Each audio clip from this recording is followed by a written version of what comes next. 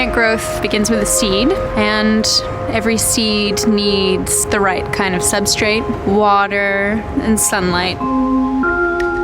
In my field, we measure growth physically by weight, by height, and we also measure growth developmentally by milestones.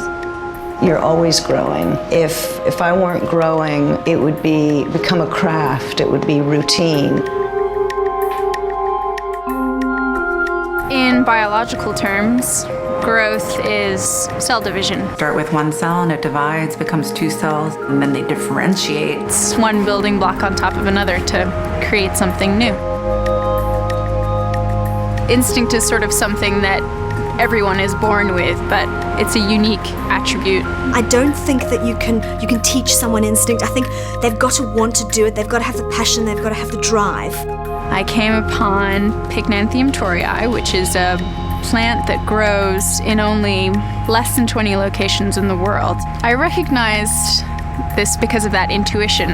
When you've worked with plants for so long, you just see something out of the corner of your eye and it almost speaks to you, it has a voice. Our whole business is about instinct. People talk about companies as if they are some sort of organic mechanism. Companies are not anything other than a charter and a piece of paper. It's the people that make up the companies. That trusting people to follow their instinct, knowing it's backed up by really sound technical knowledge, because it's the people here that make the difference.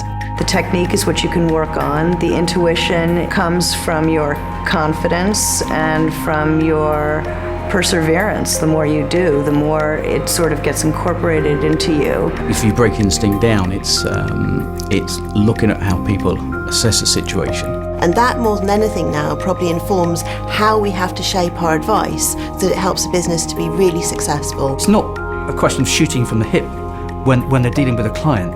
They need to have that logical side. They need to have gone through the thought processes. They need to prepare for the meeting. You need that rational understanding in order to develop an expectation and then develop advice that you're giving on the back of it. I absolutely could not do my job without the instinct and the logical reasoning. After doing this for so many years, I clearly have a set of colors or a set of shapes that I know work. But if I don't push myself beyond that, then it's just too easy, and it's like an assembly line. Do companies grow all by themselves? I'd say the short answer is no. I think there's very little that happens in this world all by itself. Somebody has to have an idea and a desire to accomplish something. Reason, instinct, you can't have one without the other. I think that is what it's about, really.